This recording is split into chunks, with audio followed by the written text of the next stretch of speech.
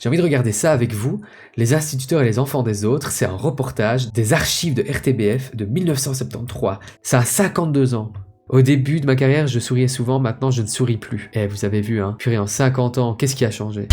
Avant de commencer cette vidéo, je me permets de t'inviter sur ma chaîne Twitch. Tous les jeudis, on fait du React vidéo et tous les samedis pour du gaming. Prof de terrain, c'est du contenu 100% prof, élève, école et pédagogie. N'hésite pas à nous rejoindre si ça t'intéresse. N'oublie pas de lâcher un like, de t'abonner et de partager.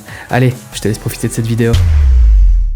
Willy Tamigno est instituteur, il est marié et père de 2 enfants. Tous les jours, il se coupe en 4 pour les 15 élèves de sa classe de l'enseignement spécial. L'enseignement spécial, c'est les élèves ayant des troubles de l'apprentissage, bien des troubles de comportement, qui nécessitent un accompagnement spécialisé et qui légitiment le fait qu'on les mette pas en classe avec les élèves de l'enseignement ordinaire pour pouvoir mieux s'occuper de eux, puisqu'ils ont des difficultés en plus dans la vie, quoi. Mais pour subvenir aux besoins de sa famille, il doit faire des heures supplémentaires, surveillance de réfectoire, d'études et du travail administratif 2 soirs par semaine. Purée, donc à l'époque on faisait des heures sup dans l'enseignement, quoi. On va regarder ça, c'est parti. Sarah, les écoles spécialisées sont riches en apprentissage et en émotions, mais à mon humble avis, il faut avoir le cœur bien accroché. C'est intéressant que tu dises ça parce que j'ai discuté récemment avec un collègue qui a travaillé dans une école spécialisée. En effet, il pense la même chose que toi. C'est très très difficile émotionnellement parce que on a donc des enfants qui ont des comportements différents de la norme. Je donne aucun jugement, hein. Je dis pas que c'est mieux, que c'est pas mieux, que c'est horrible. Non, je dis juste émotionnellement c'est plus difficile. Mais il dit quand même qu'il n'a jamais vécu des moments les plus heureux dans sa carrière qu'avec ces élèves-là. Parce que finalement, il y a beaucoup plus de relations humaines entre élèves-profs dans les écoles spécialisées que dans l'enseignement ordinaire. Et ce collègue me disait qu'il trouvait que ça devait être obligatoire, un passage obligatoire des profs dans l'enseignement spécialisé à un moment donné de leur carrière. Moi je suis plutôt d'avis avec lui, alors que ce soit dans leur carrière ou dans les stages pour devenir prof, quand on fait des stages, qu'on passe obligatoirement par le professionnel, par le spécialisé, et je pense qu'il faudrait le faire en début de carrière. Parce que ça doit être assez compliqué par après. Oui, j'ai été en école spécialisée en stage et ils sont tellement plus vrais que les personnes que nous côtoyons chaque jour. C'est vrai qu'il serait intéressant de passer par le spécialisé rien que pour le côté humain. Ah là, on ressort grandi. Je pense qu'il n'existe pas un seul prof qui n'ait pas pleuré pendant qu'il travaillait dans une école spécialisée. Et d'ailleurs, je pense qu'il n'existe pas un seul prof qui n'ait pas pleuré tout court au moins une fois dans sa carrière. Moi, je l'avoue. En tout début de carrière, ma première année, je me suis effondré dans la salle des profs parce que j'avais une classe horrible. Enfin, j'avais une classe horrible. J'avais une classe que... On va se faire des petites confidences là ce soir.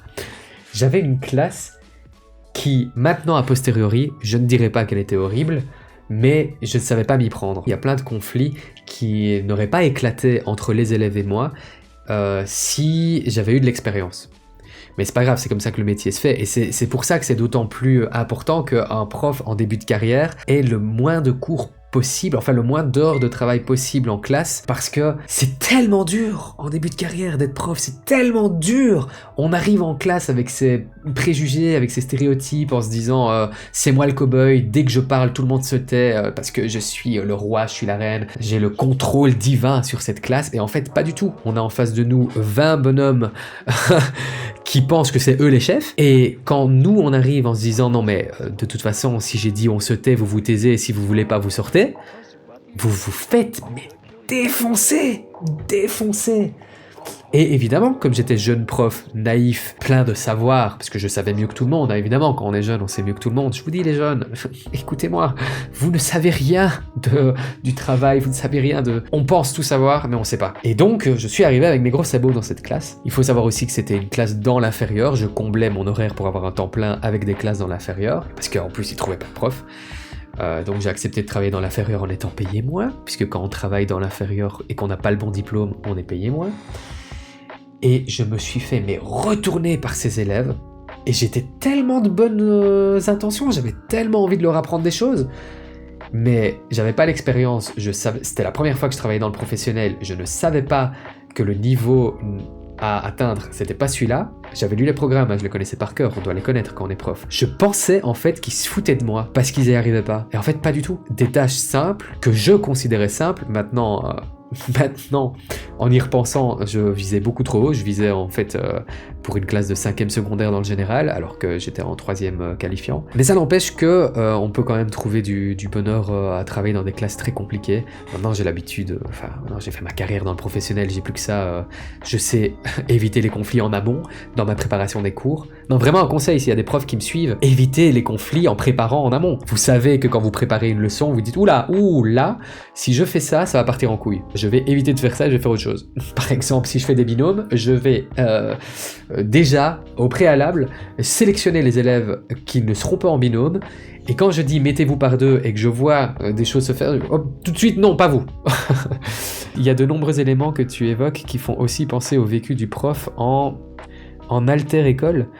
Est-ce que tu penses que tu avais une vision un peu élitiste à l'époque? Genre, j'arrive dans le professionnel et je me dis, j'arrive dans la poubelle de la société? Non, je me disais pas que je rentrais dans la poubelle de la société, mais avec tes attentes trop élevées. Ah ouais, je vois la question. Alors oui, alors tout à fait, je réponds oui. Est-ce que j'avais une vision un peu élitiste à l'époque avec mes attentes trop élevées? Oui, clairement. Non, pas dans la manière dont je les considérais, hein. Non, pas du tout, j'ai compris ta question dans ce que je voulais leur apprendre. Je débarque dans le professionnel, soirée confession. Je débarque en 13e qualifiant et je me dis, ouah, le programme est tellement vide, je dois leur apprendre que ça? Non, mais les gars, jamais je passe un an à leur apprendre que ça. Ils se foutent de nous, quoi. Ils pensent vraiment que c'est parce qu'on est dans le qualifiant qu'on est bête. Non, moi je vais aller plus loin. Non mais, faites confiance aux gens qui ont écrit les programmes en fait, hein. Il y a des gens qui ont écrit les programmes, c'est pas pour rien. Ils savent. On ne suit pas des cours dans le qualifiant pour les mêmes raisons qu'on suit des cours dans le général. Et moi, je me suis réellement dit, je vais pas faire un cours aussi simple, je vais faire des cours parce que je les considère intelligents, mes élèves. Je pense qu'ils ont les capacités et je vais... Regardez comme j'étais bien naïf. Et je me considère très bête à l'époque, je me disais, moi je vais prouver à tout le monde qu'avec moi, ils vont être capables de faire des choses beaucoup plus intelligentes qu'on attend d'eux. Parce que je suis meilleur, évidemment, et parce que je vais prouver qu'en fait, s'ils n'y arrivent pas, c'est parce qu'on les considère comme bêtes. Alors, il existe évidemment un biais cognitif qu'on appelle l'effet Pygmalion, qui fait que si un prof vous considère comme bête, vous allez d'office vous comporter comme un élève bête. Parce que vous allez vouloir rentrer dans les clous pour être accepté par le prof. Et comme vous avez un comportement bête, le prof dit « Ah bah tu vois, j'avais raison, t'es bête.